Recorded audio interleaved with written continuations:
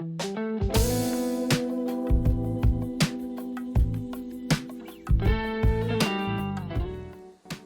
era media sosial saat ini yang terus berkembang dan memberikan kemudahan bagi penggunanya. Setiap pengguna memiliki hak untuk mempublikasikan berbagai hal yang mereka inginkan, baik dalam tulisan, foto, gambar, maupun video. Kemudahan ini tidak terkecuali dalam hal memberikan kritik dan komentar. Terdapat kerentanan bagi banyak orang untuk melayangkan kritik pedas terhadap orang lain, seperti mengkritik dan mengomentari postingan foto ataupun video orang lain. Ketika seseorang memberikan komentar negatif atau mengejek bagian tubuh orang lain maupun dirinya sendiri, maka hal itu disebut dengan body shaming. Body shaming saat ini menjadi istilah yang populer dan seringkali kita jumpai ataupun kita dengar, terutama di media sosial. Body shaming timbul karena adanya asumsi yang telah diyakini sejak lama. Contohnya, seperti tubuh cantik yang ideal itu adalah tubuh yang langsing dengan kulit bersih dan mulus. Ketika seseorang merasa tidak dapat memenuhi asumsi ideal tersebut, maka dapat memicu terjadinya tindakan body shaming yang dilakukan oleh orang lain maupun dirinya sendiri. Body shaming dapat menjadi salah satu pemicu timbulnya tekanan secara psikologis bagi individu seperti depresi, bipolar, dan yang paling sering dialami oleh para korban body shaming adalah gangguan makan atau eating disorder. Nah, selanjutnya kita akan membahas lebih lanjut mengenai eating disorder dan jenis-jenisnya. Yuk simak. Sebenarnya eating disorder itu apa sih? Eating disorder merupakan suatu sindrom di mana pola makan yang menyimpang terkait dengan karakteristik psikologis yang berhubungan dengan makan, berat badan, maupun persepsi tubuh. Nah, gangguan ini dapat dialami oleh siapapun tanpa mengenal usia maupun jenis kelamin. Eating disorder terbagi menjadi 3 jenis, yaitu bulimia nervosa, anoreksia nervosa, dan juga binge eating. Sebenarnya apa sih penjelasan dari ketiga jenis eating disorder ini? Yuk kita simak. Apa itu bulimia nervosa? Bulimia berasal dari bahasa Yunani yang berarti lapar sapi, yaitu melibatkan terjadinya episode konsumsi sejumlah besar makanan dengan cepat, kemudian diikuti oleh perilaku kompensasi seperti muntah, berpuasa, atau olahraga berlebihan demi mencegah pertambahan berat badan. Karakteristik bulimia nervosa dalam DSM-5 yaitu yang pertama perilaku kompensasi berulang untuk mencegah penambahan berat badan, misalnya yaitu muntah. Yang kedua, bentuk tubuh dan berat badan sangat penting untuk evaluasi diri. Gangguan psikologis terkait bulimia ini yaitu bulimia nervosa merupakan komorbiditas dengan banyak diagnosis lain, terutama depresi, gangguan kepribadian, gangguan kecemasan, gangguan penggunaan zat, dan gangguan perilaku. Selanjutnya, treatment pada bulimia nervosa. Yang pertama, medication.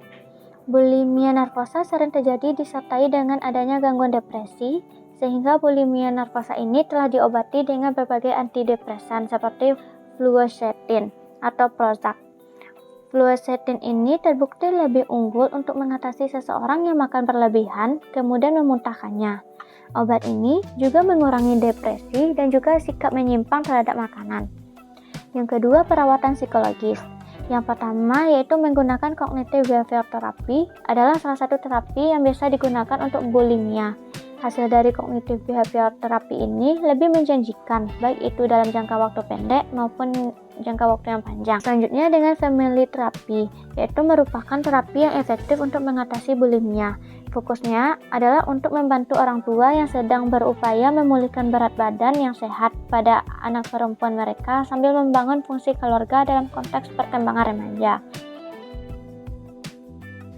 Selanjutnya, apa itu anoreksia nervosa?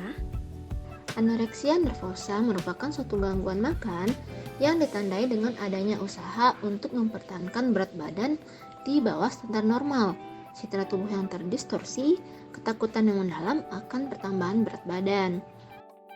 Bentuk-bentuk anoreksia nervosa dapat berupa 1. Menolak makan. 2. Sengaja melaparkan diri hingga titik yang membahayakan. 3. Diet ekstrim, membatasi perilaku yang akan menyebabkan berat badan naik. 4. Takut menjadi gemuk. Dan 5. Merasa tetap gemuk meskipun berat tubuhnya sudah di bawah standar normal. Umumnya, gangguan makan ini terjadi pada wanita, yaitu pada usia remaja akhir. Dampak medis yang ditimbulkan dari anoreksia nervosa yaitu berat badan kurang, anemia, gangguan pencernaan, pertumbuhan yang tidak normal, terganggunya siklus menstruasi pada wanita, tekanan darah dan detak jantung turun, gangguan ginjal, keropos tulang, kulit kering, kuku rapuh, penurunan hormon, dan lain sebagainya. Dan risiko yang dapat muncul adalah komplikasi medis yang berhubungan dengan penurunan berat badan yang parah hingga berujung kepada kematian. Penyakit penyerta pada wanita dengan gangguan anoreksia nervosa itu sering didiagnosis dengan depresi, OCD, fobia, gangguan panik, gangguan penggunaan zat, dan berbagai gangguan kepribadian. Sedangkan pada pria, gangguan penyerta itu sering didiagnosis dengan gangguan mood, skizofrenia, atau gangguan penggunaan zat.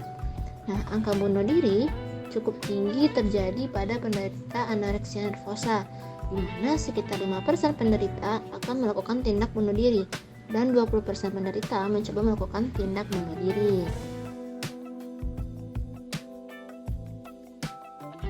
Ada beberapa treatment untuk menangani anoreksia nervosa. Di antaranya, yang pertama ada behavior therapy, kedua ada cognitive analytic therapy, yang ketiga ada cognitive behavior therapy, yang keempat ada interpersonal psychotherapy, yang kelima ada family therapy and family intervention, yang keenam ada psychodynamic psychotherapy, dan yang terakhir ada psychological treatment non otherwise specified, atau bisa juga disebut dengan psikoterapi NOS. Selanjutnya, apa itu binge eating? Binge eating disorder.